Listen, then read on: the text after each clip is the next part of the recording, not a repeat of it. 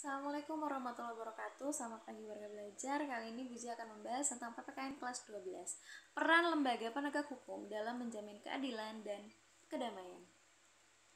Untuk peran kepolisian sendiri, di sini untuk peran kepolisian melakukan penangkapan, penahanan, penggeledahan, penyitaan, melarang setiap orang meninggalkan atau memasuki tempat kejadian perkara untuk kepentingan penyidikan. Ketiga, membawa dan menghadapkan orang kepada penyidik dalam rangka penyidikan.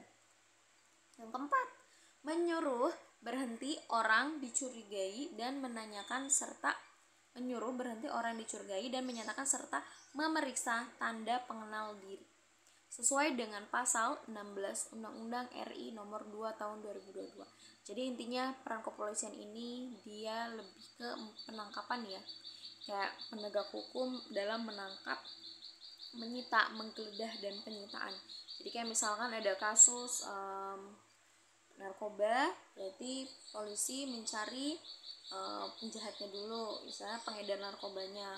Lalu ketika sudah ditemukan, lalu melakukan penangkapan, terus penggeledahan tempat kejadian perkara, terus setelah itu baru penyitaan. Nah, baru penahanan. Jadi orang itu ditahan, lalu kita geledah, baru kita sita barang bukti yang sudah ada. Barang bukti yang sudah ada dalam kepolisian itu akan dilanjutkan ke dalam kejaksaan. Jadi peran kejaksaan sendiri di sini berdasarkan undang-undang kejaksaan sebagai salah satu lembaga penegak hukum dituntut untuk lebih berperan dalam penegakan supremasi hukum, perlindungan kepentingan umum, penegakan hak asasi manusia, serta pemberantasan korupsi, kolusi, nepotisme.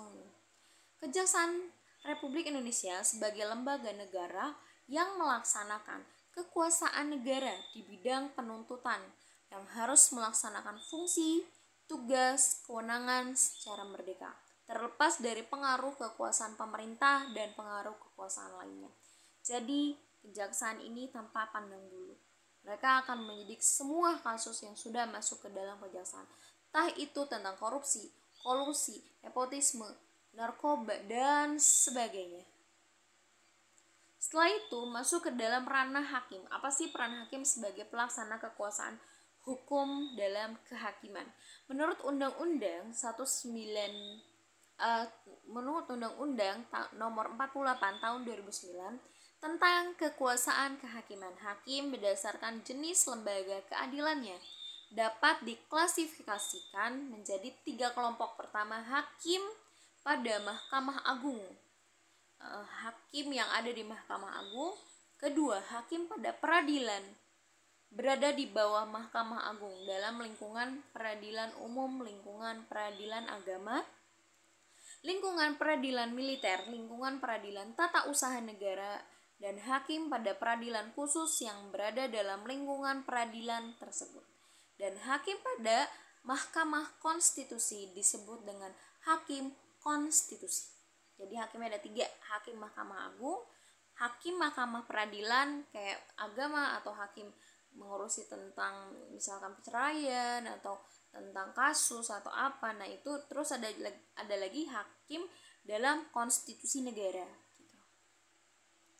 Terus advokat, setelah masuk hakim ada peranan advokat dalam penegakan hukum. Di sini adalah jasa hukum ya. Advokat adalah orang yang berprofesi memberi jasa hukum baik dalam atau maupun dalam peradilan.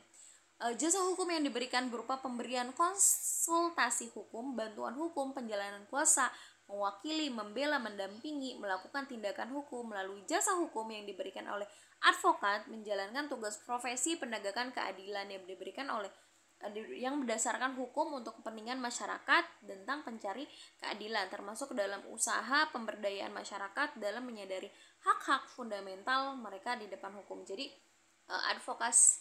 untuk advokat ini tuh contohnya kayak pengacara ya. Jadi setiap orang yang melakukan kesalahan dia berhak untuk dibela oleh peran pengacara sendiri. Jadi walaupun entah itu dia korban atau dia pelaku, mereka tetap punya hak untuk mendapatkan pembelaan di ranah hukum oleh advokat atau penegak hukum.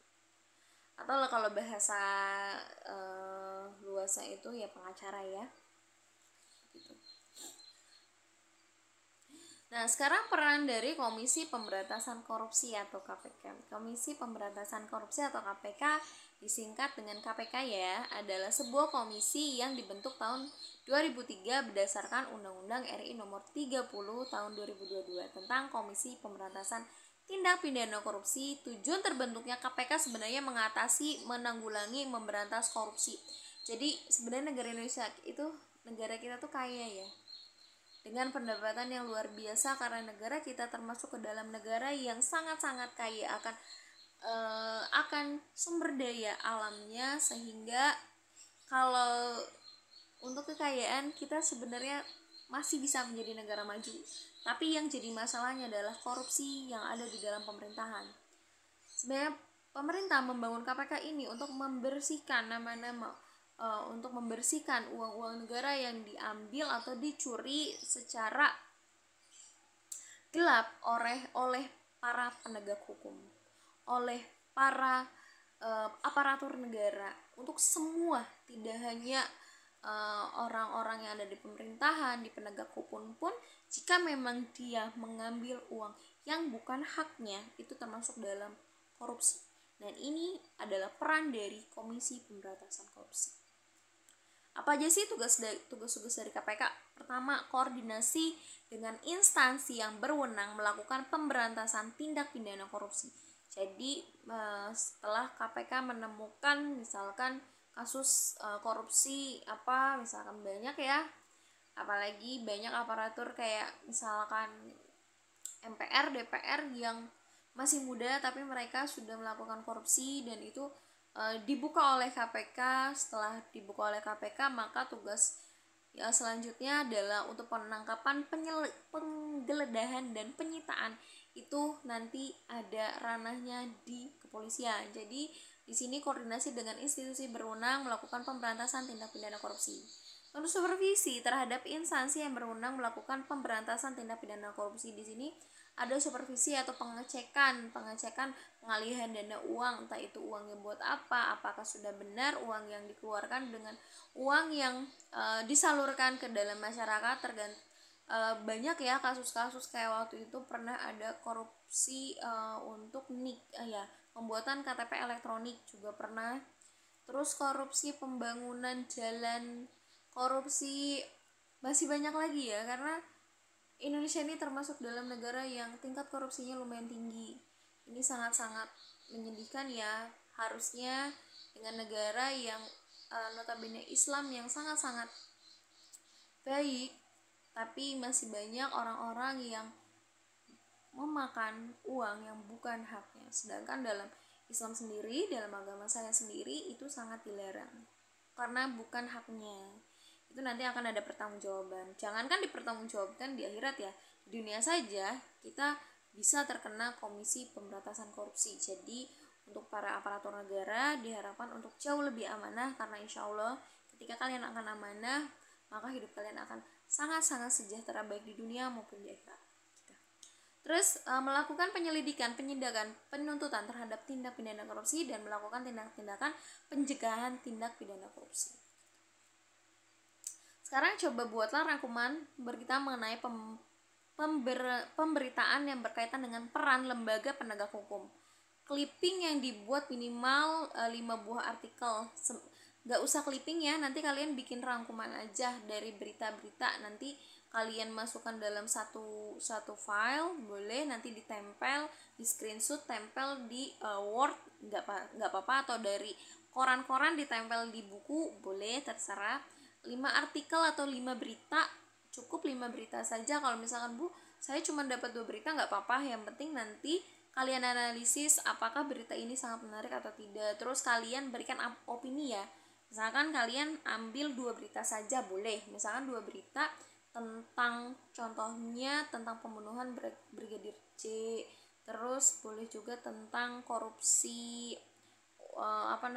korupsi EKTP misalkan. Terus kalian analisis penegak hukum apa saja yang berperan dalam kasus ini, terus kalian berikan opini, misalkan berikan masukan apa yang harus dilakukan agar tidak terjadi hal seperti ini lagi, begitu ya. Oke, terima kasih dari Ibu. Semoga kali ini ilmunya yang bermanfaat. Assalamualaikum warahmatullahi wabarakatuh. Selamat pagi.